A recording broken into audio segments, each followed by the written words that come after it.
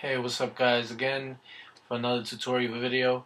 This video is fairly quick. I just wanted to cover this topic which engineers will probably appreciate a lot, and also producers, whenever you're trying to remix something or sample something, it could probably come in handy.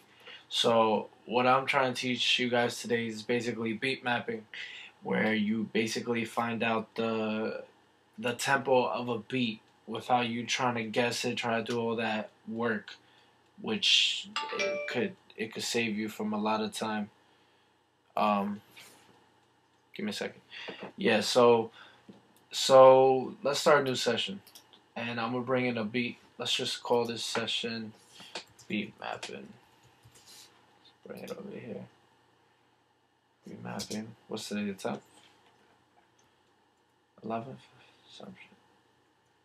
Yeah, today's 11th. Right? Yeah. 11th. Okay. So let's just call it that, and then I'm gonna bring in a beat. Let's just go to my session, my folder, scheme. Let me just bring in this one.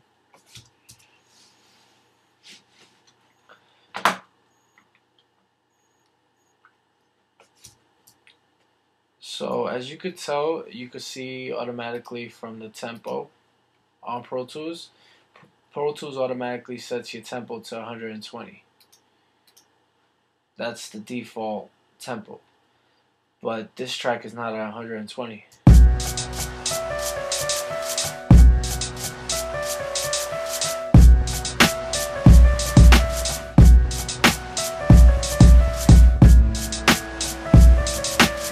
If you watch this, it's not even matching. But anyway, so what I want to show you is basically how to find the tempo just by doing a couple steps. It's actually pretty easy. What you would do is put your grid mode.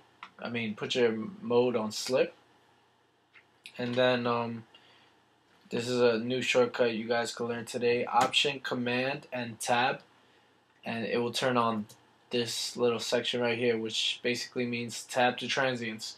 So anytime you're on an audio track like this and you press tab, it goes to the next transient that Pro Tools automatically detects. So if you keep pressing tab, it keeps on going to the next one. So naturally for beats, it could automatically tell where the kick is, where the snare is, where the hi-hat is for most cases. So right here, I just tapped the transient. This is a kick, and it starts right on time. So with that being said, I would start at, let's just say I don't want to start over here in the intro because it's empty. There's no drums there. I can't figure it out. Let's just say I want to start from the verse.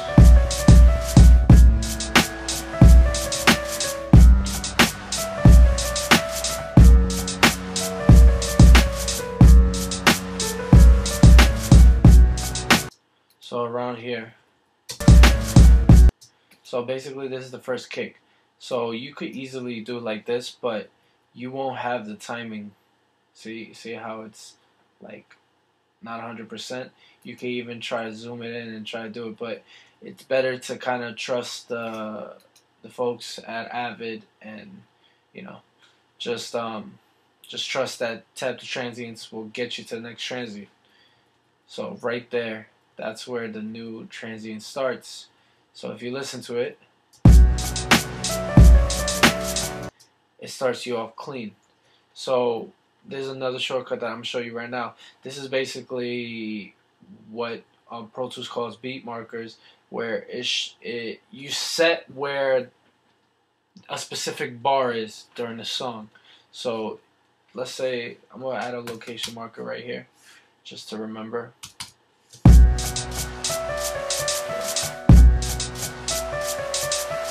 Okay, so this would be bar number 9 right here.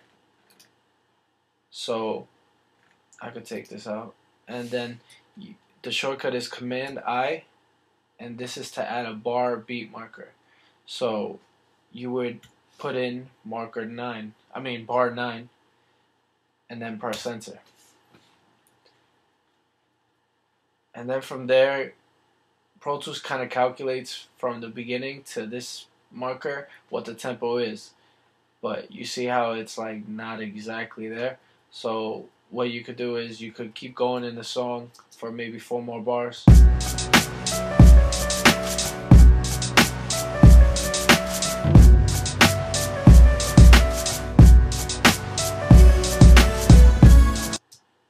So around there, right there, that would be, what would that be? That would be 13. Pretty sure that's 13. 8, 10, 11, 12, 13, 14. No, it's 14. No, 13. I apologize. So there you got more of a steady tempo, 91. And you know, it does make a difference, that little small amount, because it starts adding up and then it starts going off beat. So then basically you kind of beat map the whole song, but there's parts down the line where it'll probably get off beat. So what you could do is you could put your mode into grid, and then at every start of a bar, you basically could jump nudging. I'll show you later, and I'll show you that later in another tutorial. But you could check how the kick drum is on every bar going forward, and every bar seems pretty good, because the beat is it's not a live beat, like it's not a live band, so they were pretty much on time. Like this is pretty much on time because it was set to a sequencer. So once you check that out and everything's fine, then your beat is beat mapped, and you don't have to worry about the tempo changing or anything. And all this helps because this could help with, like, for example, delays, when you want to sync delays to a certain time signature, like 1/8, 1/4, 1/16, or just basically when you want to fly a hook from the first chorus and you want to basically copy it without dragging it and trying to guess where it should be placed, you could easily just do this shortcut and fly the hook. That's basically it. Hopefully you guys learned something. Keyboard shortcuts of the day. It's Command-I to add a bar beat marker. And what was the other one? It was Option Command Tab to tap the transients on and off. That definitely helps. And just to show you, just an intro to show you, nudging is on a numerical keypad. It's plus and minus, and you set how much you want to nudge by, how much you want to move by this. But you can also do it with another shortcut, which I'll show you guys later in another tutorial. So this is a fast way of moving through Pro Tools. So yeah, hopefully you guys learned something, and yeah, I'll see you guys tomorrow in another tutorial. Take care.